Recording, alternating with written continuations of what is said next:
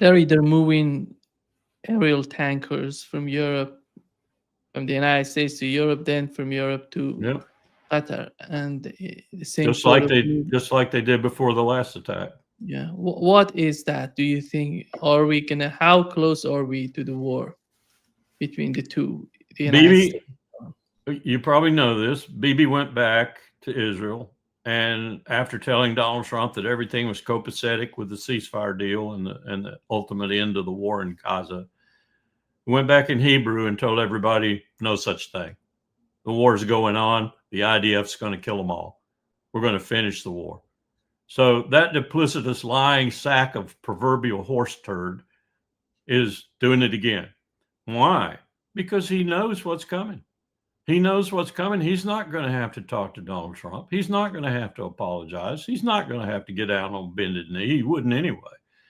He kept his coalition together, which he probably wouldn't have done had he come back and said what he said to Trump about agreeing. And he knows he's going to war with Iran. And he knows the United States is going to follow him. That's going to obviate, that's going to cancel everything he said or promised to Trump. So he doesn't care. We are going to war, Nima. We're going to war with Iran again. What would be the benefit of the new war? What is the main objective, in your opinion? Well, first of all, and overriding everything else, is preservation of Bibi Netanyahu's coalition and Bibi Netanyahu, period, his power and his position. That's the first objective. The second objective is to keep the United States from causing him to have to do something he doesn't want to do with respect to Gaza, Syria, Lebanon, and elsewhere, I fear. I'm hearing from contacts in Baghdad, for example, that they're getting ready to go to war as well. I'm hearing that Egypt might be on the warpath also. I'm hearing that remnants of the forces in Lebanon, which mostly are Hezbollah, are ready to go. I'm hearing there are elements elsewhere in the region that might enter the fray with air power. Think Saudi Arabia, think Qatar, for example. So, and I'm also hearing, and this is very disturbing, and I don't know exactly how to take it, but I'm hearing from people who met with Pezeshkian, the president, and met with other Iranians in New York, not only that they have changed the fatwa from one that bans nuclear weapons to one that bans the use of nuclear weapons, which sort of clears the way for them to go ahead and build one if they haven't already. And I'm also hearing that they're not going to just attack Israel. They're going to attack other assets in the region. And that's the way it was put to me. And I asked the question, do you mean Saudi Arabia, Qatar, Kuwait? What? No, I mean U.S. facilities in those countries. So they're going to attack the U.S. outright. Yes. Is that meant to be a deterrent? Is it meant to be a bluff? I don't know. I wouldn't be surprised if they've had it, if they're fed up with this, and if Israel does commence the war again in a serious way, that it's all over for Israel. Plus, they will do the damage that they can to the United States facilities in the region. And they could do a lot of damage, a hell of a lot of damage.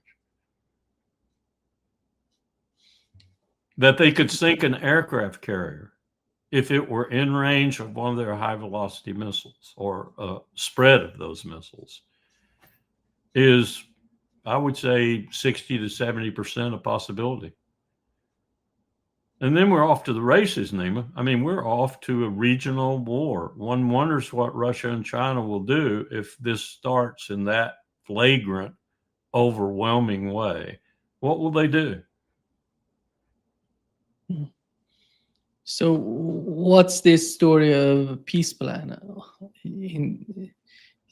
What is he trying to get by the peace plan? Is that some sort of cover for what they're doing? The one Bibi allegedly signed up to?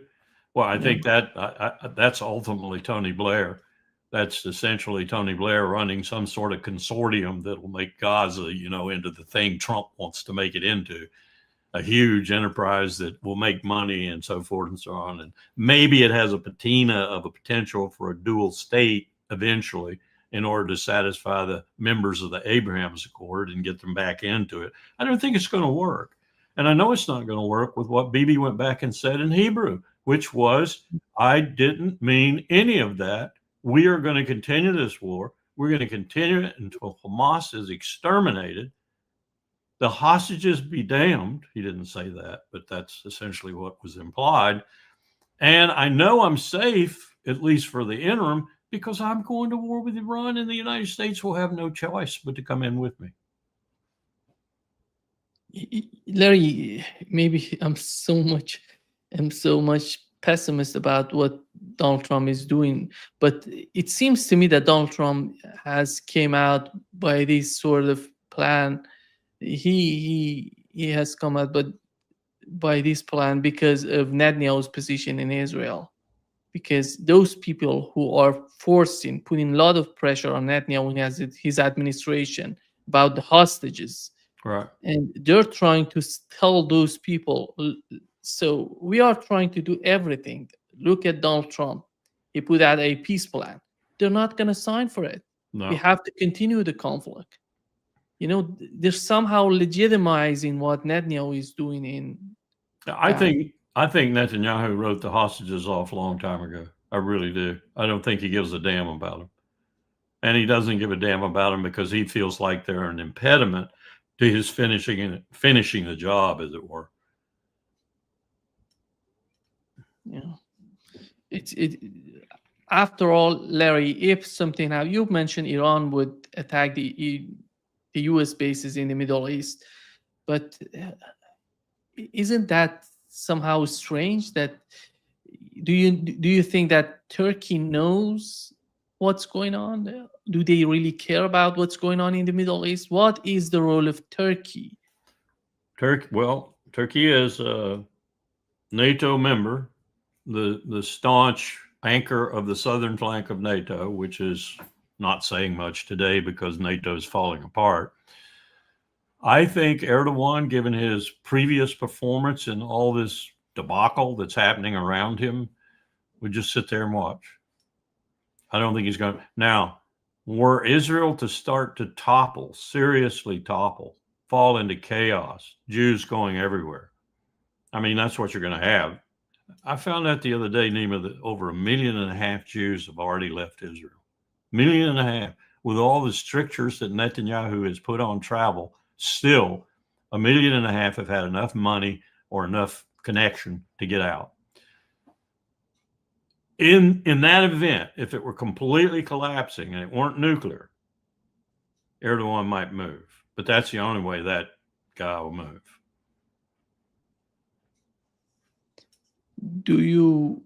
When it comes to the defense treaty between Saudi Arabia and Pakistan, is it gonna? Good question. Good question. Yeah. Ask it. How is that going to play out? Very good question, because I think that's probably signed in blood. And it's probably signed in blood, not necessarily with the civilian leadership, but with the ISI and the Pakistani military. And in particular, with that portion of both that more or less looks over nuclear weapons.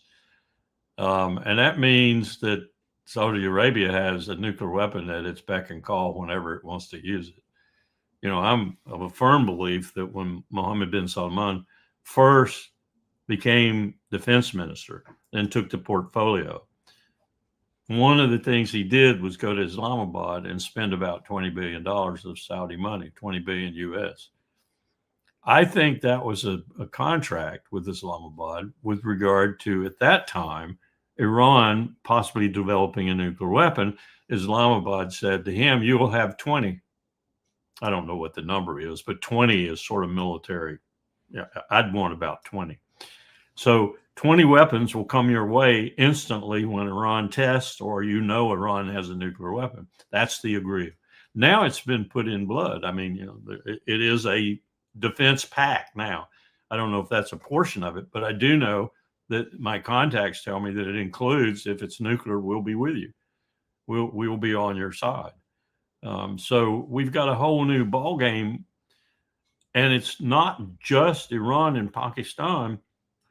It's also the fact that China is a supporter of Pakistan, but it's also a fact that China is really got vested interest in that southern railroad that comes up through Iran now. And it's also the fact that you have a rapprochement between these previous enemies, Iran and Riyadh and others in that complex. What does that mean in terms of what might happen to U.S. facilities in the region were Iran to feel like it had to attack them because it was first attacked by Israel and the United States? Would the Saudis even care about U.S. facilities being attacked as long as Iran only attacked them? No oil facilities involved, just U.S. facilities. We've already seen what happens when Qatar gets attacked by Israel. Would they just sit there if it were only U.S. facilities that were attacked? I mean, you could attack Al Udeid and just attack the aircraft on the surface. You wouldn't have to do that much damage to the airfield. You could just wipe out the U.S. aircraft on the surface.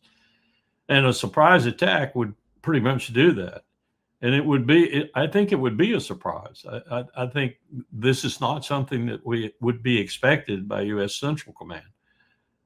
So, two can play at this game of surprise. Two can play at this game of duplicity.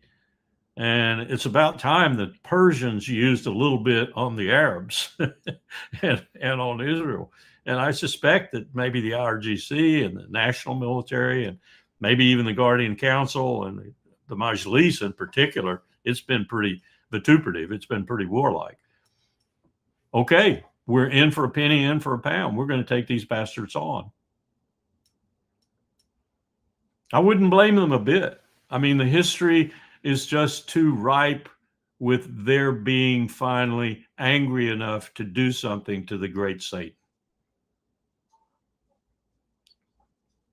Larry, you're Iranian. How do you feel about it? Yeah, 2 days ago, Larry, there was an interview with the head of the Security Council of the parliament in Iran, the former head of the Security Council. He's a long-term politician. He's a high-ranked politician. He knows everything about the defense. And he said that I don't understand why the government in Iran is so shy about talking about their capabilities, the military capabilities of Iran. I know that Iran has the power to bring any sort of war to Armageddon. They're so powerful. They know, because I know what's going on, considering the capabilities of Iranian army. Right. Why they're so shy to talk about it before happening? It's so, I look at it, it's so dangerous. Everything, in each and every way I see it, it's the conflict. It's so dangerous if they go to a full-out war against Iran. Nima, if I were in charge of the military power of Iran right now, and I'm not Persian, I can't crawl into their heads, but if I were, as a military professional, in charge, I would unleash my entire capability minus what I thought I needed in case the United States did come in a big way, because I don't think they need all that to take care of Israel. And I would devastate Israel. I'd do it in. I'd just completely do it in. And I think it could happen in 48 hours. And then I would just announce, you want to fight, United States? I've got a lot left, but I don't want to fight you. When Israel was burning and falling apart and collapsing, and God forbid that they should use a nuclear weapon in that scenario, but that's a different ballgame altogether. Then I would say to the United States, let's stop. We've gotten rid of the people we wanted to get rid of. You can go in and help them fix themselves, but I don't think you're going to be very fortunate in that regard because we really destroyed them. If you want to fight further, we will, but we'd prefer not to. That's how I'd do it. I'd wipe Israel out. Just wipe them out. And 48 hours, 96 hours is all it would take, maybe even less than that. And then after that fait accompli is visible to the United States, put it out there. We don't want to fight you. We don't want to fight you, but we will if we have to. Yeah. I wouldn't do it simultaneously. I know it would be more effective and more surprise, tactical and operational surprise, if they hit everything at once. But it would also detract from their ability to just wipe Israel out, because they'd have to devote some of their forces to the other targets. And it wouldn't give them any leverage against the United States. They would have considerable leverage if Israel were a smoking ruin, fait accompli, and they said to the United States, we don't want to have a fight with you. We've taken care of the enemy. The enemy was running rampant. It was killing Palestinians at a rate that was unfathomable. It was performing genocide. We did what the international court should have done. We did what the UN should have done. We did indeed what you should have done for you. Now, we don't want to fight with you over it. So let's stop. I mean, that's what I would do. I believe that all of those Arab states would be more than happy if that happens from top to bottom. They're so afraid of talking, but you can feel it, how the population, the public opinion feel about Israel. Yeah. It's happening in this country too, especially amongst those under 40. That's what got Charlie Kirk in trouble, because he recognized that from his vantage point, all the things he was doing that built up MAGA, that built up the young people in particular, that put the young people in Israel's camp and so forth. He realized all of that was taking steam out of his major movement, because there were so many young people questioning why this was happening with regard to Israel. And he tried in that long letter, which I read twice this morning, he tried in that long letter to tell Netanyahu in very, very guarded language, but you can see it in there. You can feel it in there, where he's telling him, you're losing these people. Therefore, you are losing the future. Well, that's happening across the board with Democratic youth, and it's happening to a certain extent with MAGA youth and Republican and conservative youth. And that's what Charlie was saying.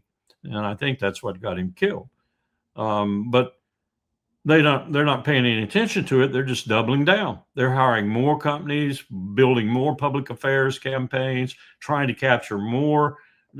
Look at Larry Ellison and these jerks who are with him, Horowitz and the others, who are trying to get TikTok, trying to make sure that this slippage doesn't continue, that they get the high ground again for Israel. I think they've lost.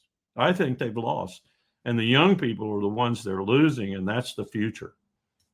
Donald Trump, 2 times he said that the problem, Russia is a paper tiger. Then he came out and said, no, I didn't mean that. And he again, repeating the same sort of rhetoric that Russia is a paper tiger. Do you think that we are getting closer to a nuclear war with this sort of attitude? Because these countries don't know what is in the mind of Donald Trump. I think Trump and the deep state have already decided on nuclear war, because last week we described all the economic reasons why Trump is desperate. He's desperate to maintain the U.S. and NATO control of the world, and it's all backfiring. Just in the last day or two, you've had Korea saying, we're not going to even begin to talk about investing in the United States. We can't afford it. It would mean a destruction of the Korean economy. The Japanese said, all right, we can't talk about that either. In Europe, even they're refusing to go along with it. So I think that Trump in the U.S. is saying, how are we going to lock in our control? Well, you mentioned Ukraine. I think that the Europe is and Ukraine, now that they're bombing Russian refineries and bombing Russian energy generation, just like Russia had been bombing that of Ukraine. They're going to say, we're going to keep upping the scale, upping the scale, upping the scale, until finally you won't have any choice but to resist. And your guests and the commentators all over the internet say that the Russian population and what's called the right wing, meaning the nationalistic wing, are saying we've got to respond, because at some point we're going to have to respond, and we might as well respond earlier instead of later, after they've blown up more of our refineries and more of our energy production. So I think the point is coming very near, that especially now that Estonia has seized the Russian oil tanker, this means essentially a one escalation after another. And I think they've decided on, we're going to keep upping the rate, the destabilization until there's war, especially because the army believes, and Trump believes, that if they can tie up Russia in Ukraine, then Russia will be unable to help Iran defend it against what is a week or two away, Israel's attack and America's attack on Iran, which is going to result in just the conflagration of the Near East. And I made a list that we talked about earlier of all the, what America is trying to do to lock in its position, oil and the dollar. But it occurs to me that Trump and his advisors must know that none of these are going to work. And I think that Trump has his own agenda. And you and I talked about that earlier. His narcissistic drive to make himself famous. And I think he's seen there's one way in which he can be the most famous person in history. He can be the man who blew up civilization. That's more important than Jesus, more important than Moses. All he has to do is start an atomic war. And when the dust settles and evolution starts all over again, the surviving humanity, wherever it is going to write a history and say, how did all this begin? How did the world blow up? And they'll say, somebody named Donald Trump. That's his dream. A narcissist cannot resist the temptation to be the most important, famous person in all of history. According to the financial press, we're on the precipice of a stagflationary period, a mixture of low-level economics, which the unemployment numbers I just mentioned reinforce, and an untamed inflation. The current inflation rate is 3%. If we're in a great struggle with China, let everyone know the official inflation rate in China now is minus 0.4%. They don't have any inflation. They have a deflation. The United States has an inflation of 3%. That alone will enable the Chinese to outcompete the United States each year that it continues. Forget tariffs, forget even exchange rates. Before you even look at those, look at the disparity. By the way, this is not new. The Chinese have not, in case you're not familiar with the statistics, it's not recent that they've had no inflation. They've kept inflation under control in a remarkable way. That's why you haven't heard about inflation in China, because it's not a bad number that the media can talk about. Keep that in mind when you read that Russia is on its knees, its economy. If you cherry pick statistics in any country, including the United States, if I want to make a case, the United States is in good shape, I can pick 6 statistics that make that happen. If I want to show the United States is in trouble, I can pick 6 different statistics and make that case. Any analyst who has a brain knows that the trick of analysis is not the cherry picking, which an infant can do. It's the balancing. How do you reach a judgment that takes into account the different statistics, some of which are always pointing up and others of which are pointing down. Really is like a doctor measuring your body and all of its functions as well. All right, the Chinese are what? They're not just winning the economic race. It isn't enough anymore to simply say, look at the GDP. China and the BRICS now a much larger economic unit than the United States and the G7. And that's a real issue. But we're now beginning to see the chickens coming home. We're seeing the effects, the consequences. Over the last 20 years, 25 years, the Chinese have made a series of very important investments in Venezuela. They are not in a position, neither in Venezuela nor in any of the other countries that they have invested, to permit the United States to willy-nilly overthrow a government in order then to what? Wipe out the Chinese. No, that isn't going to happen anymore.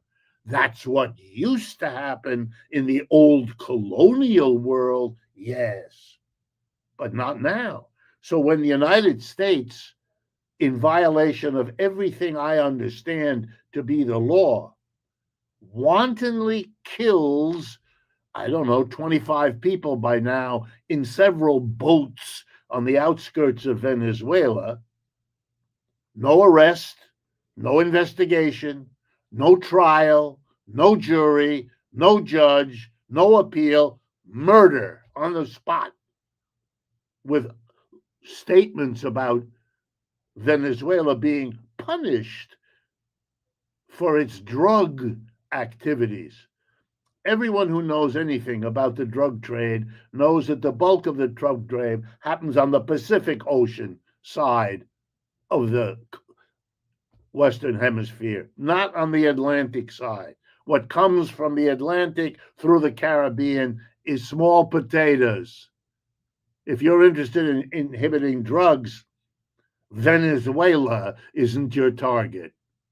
And so the Chinese, here we go now, the Chinese Navy is big time in Venezuela. What does that mean? It means exactly what you think it means. You're not going to do there. You can bravado all you want. You can assemble your generals in a sweaty room. Doesn't change. Is the United States, if Michael is right, is it about to work with Israel to attack Iran and Venezuela while the Gaza thing is unresolved and the Ukraine war is being won by Russia? Really? You know what that would be? Overreach. It would be exactly what brought to an end Hitler, Mussolini, and Francisco Franco. And I bet you, despite their clownishness, among Mr. Trump's advisors, there are those who may tell him that